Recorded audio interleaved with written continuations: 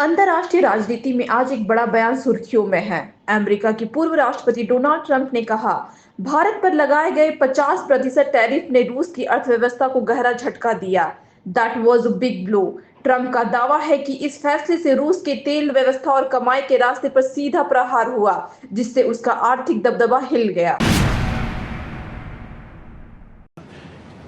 But I'm going to meet with him. We're going to see what the parameters are. I'm then going to call up President Zelensky and the European leaders right after the meeting, yeah. And I'm going to tell them what kind of a deal. I'm not going to make a deal. It's not up to me to make a deal. I think a deal should be made for both. I think Russia has to get back into building their country. It's a massive country. I think they have 11 time zones, if you can believe it.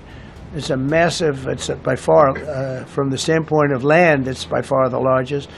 They have tremendous potential in Russia to do well. They're not doing well. Their economy is not doing well right now because it's been very well disturbed by this. It doesn't help when the President of the United States tells their largest or second largest oil buyer that we're putting a 50% tariff on you if you buy oil from Russia. That was a big blow.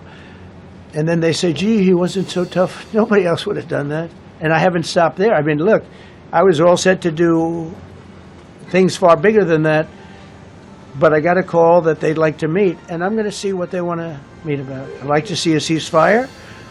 I'd like to see the best deal that could be made for both parties. You know, it takes two to tango, right?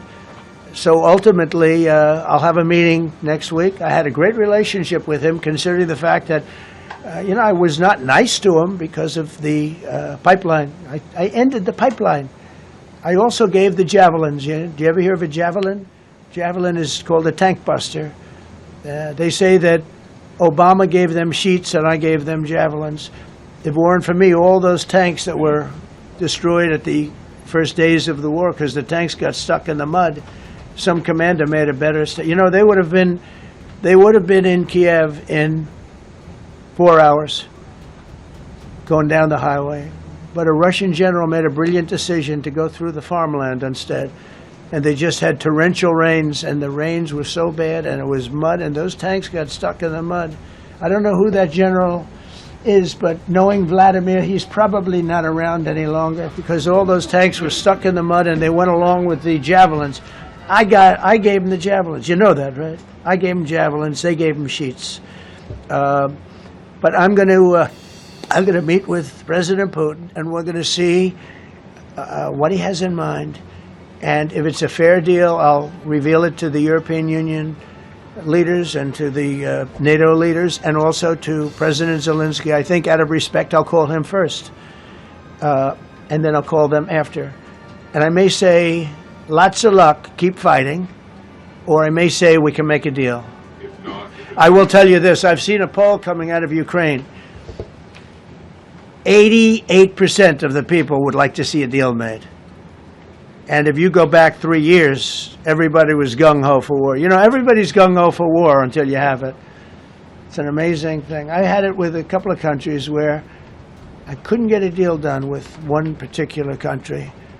And I just couldn't. The guy's great. He's a friend of mine. Great. Good leader. Tough as hell. I couldn't get the deal done. And then he went into war for a short period of time. You know where I'm talking about. First term. And it was nasty. Guys being killed all over the place. And he went through 1 week of war, and I was able to get the deal done. He said, this is nasty. Yes, please. Yeah, just to follow up on